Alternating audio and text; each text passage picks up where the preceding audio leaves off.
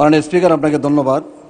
হেলাপি ঋণ বিষয়ে যেমনি আমার প্রশ্ন, তেমনি চাকরিচ্যুতির বিষয়ে সম্প্রতি আমাদের ইন্টারিম সরকার আমলে যেখানে মানুষের খুবই খারাপ অবস্থা, যেখানে বেকারত্বের বোঝা জাতির কাঁধে, সেখানে আমাদের কিছু ব্যাংক কর্মকর্তাদেরকে বিনা নোটিশে চাকরিচ্যুত করে ওনাদের চাকরির এইজ আর নেই, স্ট্যাটাস মেনটেন করতে সক্ষম হচ্ছে না, ঢাকা চট্টগ্রাম থেকে বাড়িতে গিয়ে কোনো কাজ পাচ্ছে না।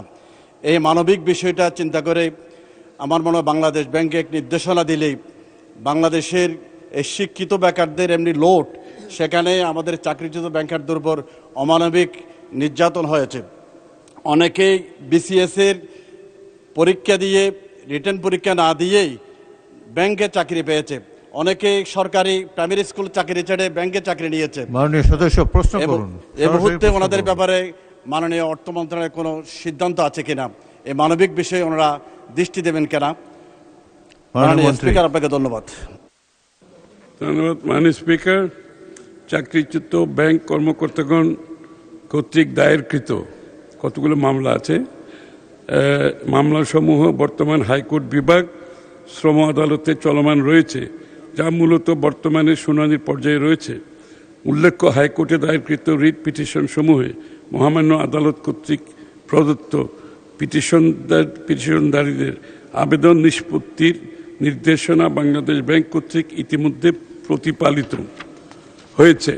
তবে বিষয়টি আদালতে বিচারাধীন অবস্থায় রয়েছে বিধায় এই পর্যায়ে সুনির্দিষ্ট সিদ্ধান্ত গ্রহণের সুযোগ নেই। তবু আমি আপনাদের অবগতির জন্য জানাচ্ছি, বাংলাদেশ ব্যাংক এই ব্যাপারে কাজ করছে।